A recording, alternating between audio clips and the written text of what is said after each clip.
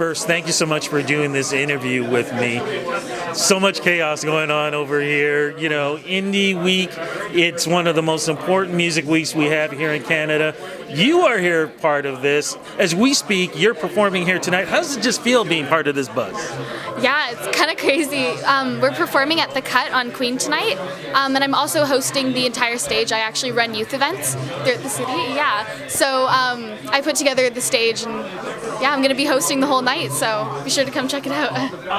Amazing. Talk a little bit about the group. Like, how did this all start up for you? Like, you know, loving music and getting this all together. How did this all start? Well, I actually started, putting together shows when I met the Cardia Sisters, and I met the Cardia Sisters, and we saw this thing called Arts in the Park that basically lets you get free permits and rent out parks in Toronto, and we decided why not put together just kind of like a day where we can showcase younger artists, and we created an event called Youth Jam, and we went to the Open Tuning Festival, and we did 2 years of it, and now I'm going to try and do it on my own, and hopefully branch out and do kind of my own shows, and Indie Week and at the Rec Room, kind of other places, hopefully.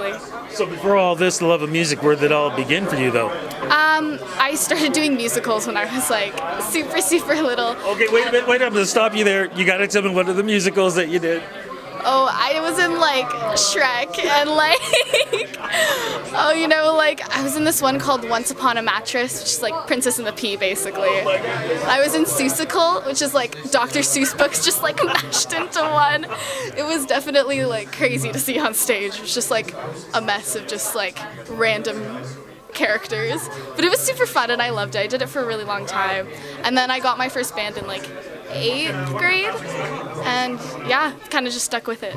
Were you at that time starting to write songs, and who were you listening to as an influence for you? I started to write when I was maybe like 14. I'm 16 now, so I haven't been writing for too long, but I love like Tame Impala, like the Beatles, and kind of just like more like rock alternative. Why the old school, not the new school? Old school's better. It's just better. I ain't gonna argue about that. I feel like there's definitely some newer artists, like I love Billie Eilish and like, yeah. That is amazing. So now that you're getting your career and you're kicking it off, though, what kind of style of music, you kind of mentioned it already, but what kind of style of music are you looking at? And also, what kind of stories do you want to tell through your music?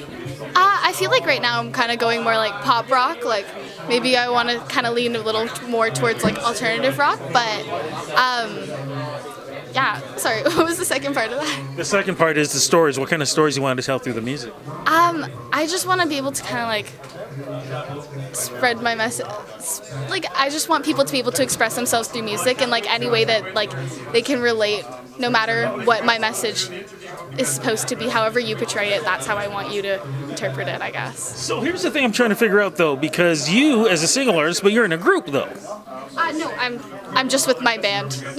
Okay, so, but you are the band, or am I thinking, you know how sometimes you have an artist and then suddenly they get other people together, but you're just the lead for this band? No, we're all like a band. We're like all together. They just couldn't be here today. They're all at school. Okay, that's why I want to make sure I had it clear, though. But you guys have an album out right now, correct? We have an EP out. Yeah, and we're releasing another single hopefully very soon, and we're going to be coming out with a video as well, so. Okay, well, hold on.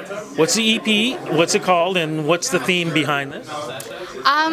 It's just called Blue Opaline. Like, it's just like very basic, just kind of like introduction, trying to get to know us and like a little bit of our sound. But I think we're kind of like in the works of kind of starting up a new EP, and I feel like that's gonna really portray what our sound and like our front a lot more. Well, what's one of the singles that we can take a listen to, and what's it about? Well, one of our singles is going to be coming out very, very soon, hopefully in the next month. I can't give too much away. Yes, you can. I think it's going to be called Wannabe or Pretty. We're not sure. We're kind of deciding between the two. But I feel like that's going to definitely give you more of a taste of the direction the band's going in. Okay, now look, as we're wrapping this up, though, where do you see yourself in the next 10 years? Hopefully, just playing with my band, continuing to give other youth opportunities, even when I'm no longer. I feel like it's still very important to make sure that the youth are represented, especially because there's such a lack of it in like the Toronto music scene and just the music scene in general.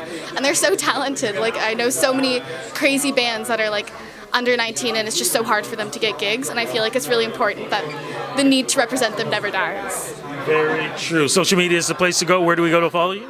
You can find me at blue_Opaline, and you can find me and my whole band through there.